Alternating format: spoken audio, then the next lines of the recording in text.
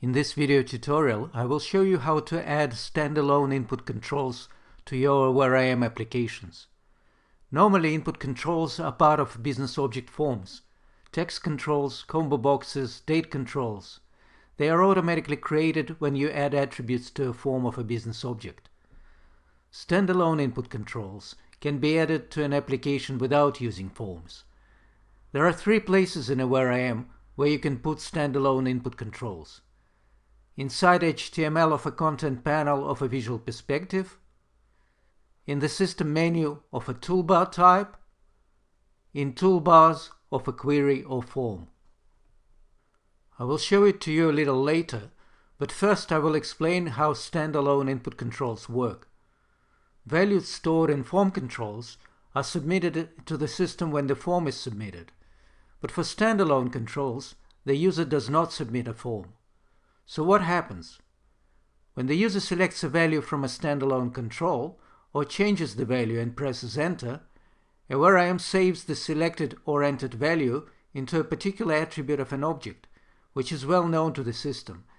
Usually it's an attribute of a logged-in user or an attribute of the so-called session object that stores temporary values specific to the session of the current user. When defining standalone controls, you need to specify which object and which attribute will store the selected value. The type of the attribute you specify determines the type of the widget displayed. If it's an attribute without choices, a text box is displayed. If it's an attribute with choices, a drop-down is displayed. If it's a date or a timestamp attribute, a date widget is displayed. Once the value is saved, a Where I Am will optionally execute an operation, usually run query or start process. A query or a process can then use the value stored in the object. Let's look at some examples. In the CRM sample application, we have an example of a text control embedded in the system menu at the top. If we enter a value in this control and press Enter,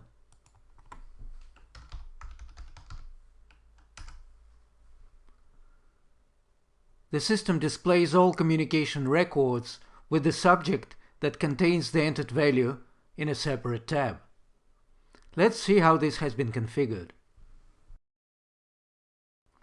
If we look at the top menu bar of the administrator's visual perspective,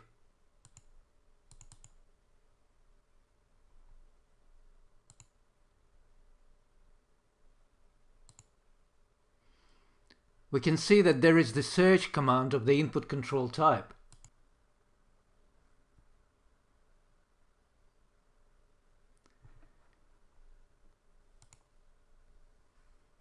We can see that when the user enters the value, it will be stored in the message filter attribute of the logged-in regular user object. And then the system will execute this command. Let's have a look at it. The command will run a query called correspondence using filter. Let's take a look at this query.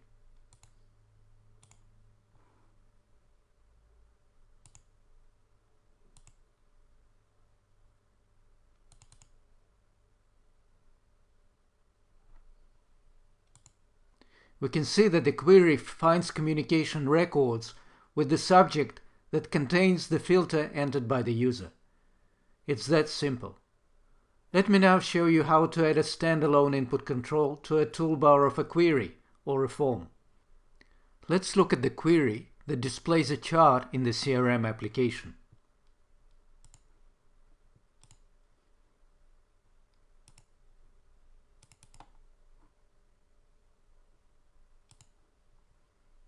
This query shows a chart of communication records for a particular year, 2014.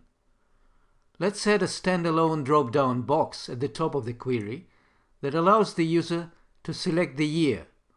Once the year is selected, the query should redraw and show communication records for the selected year.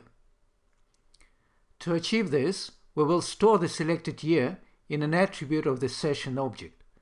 The session object hasn't been defined for the CRM application, so let's define one.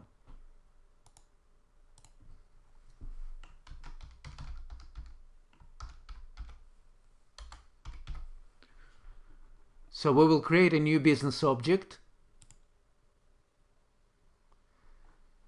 Go to the persistence property and change it to not persisted, and then tick stores session values checkbox. Then we will add the attribute called selected year.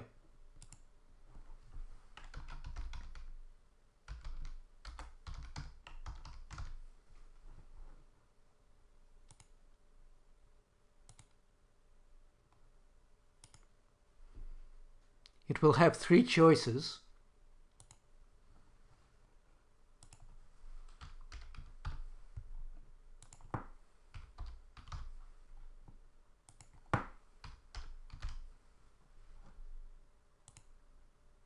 And the initial value will be 2014.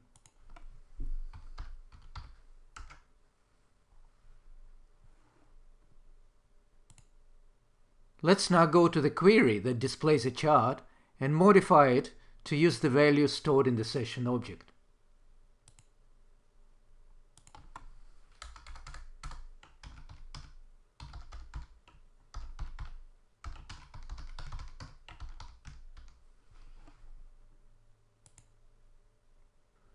Then we will go to the panel operations property, edit the top toolbar, and add an input control which will store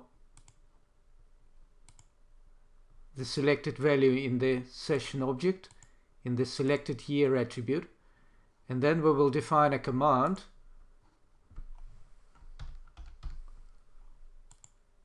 that will run the same query and display output in the same panel.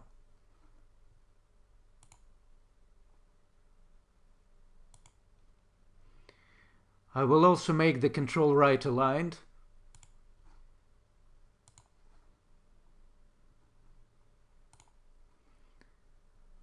And I will also add a header. As a text control.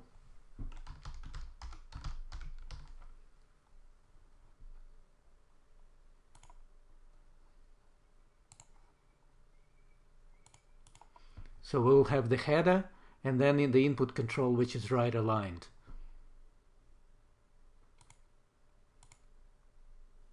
And now I will remove the existing header from the query.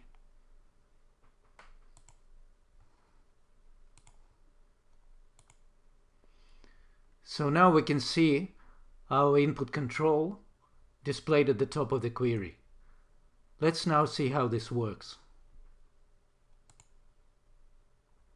I have realized now that I made a mistake. I didn't turn on displaying choices for the input control, and instead of a drop-down, it is displayed as a text box.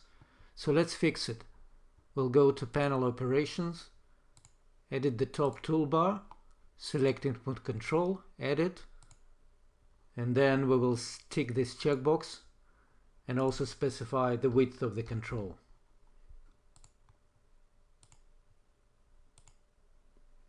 Now it's better, it looks like a drop-down. So let's see how this works. So now when we go back to the browser, we can see our drop-down here, and when we select a year, the chart redraws and shows communication records for that year only. Finally, I will show you how to add standalone input controls to a visual perspective. Let's go to some content panel, go to HTML, and embed a date widget, for example.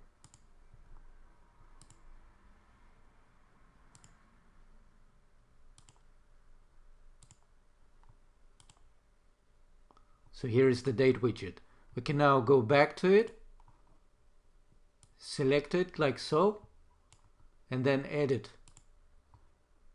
Let's make it wider, for example.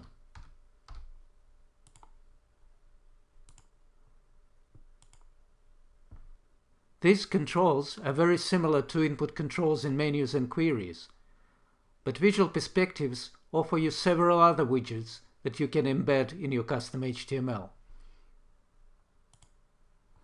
like Calendar widget,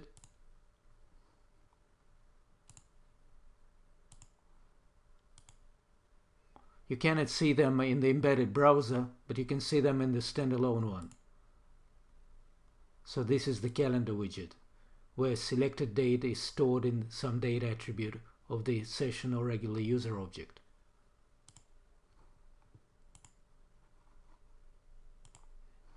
And this is a date range picker. Date from and date to. And here is the control. We can specify date by specifying the range like so.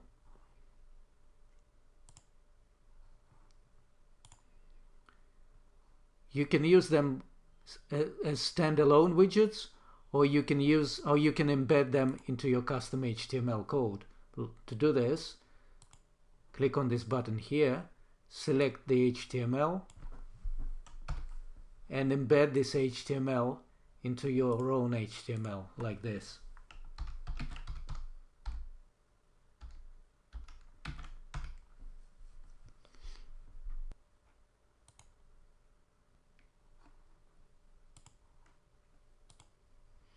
An example of such a widget is in the Sales Portal sample application that shows the date range picker that allows specifying the date range for which the statistics is displayed. Let's have a look at the configuration.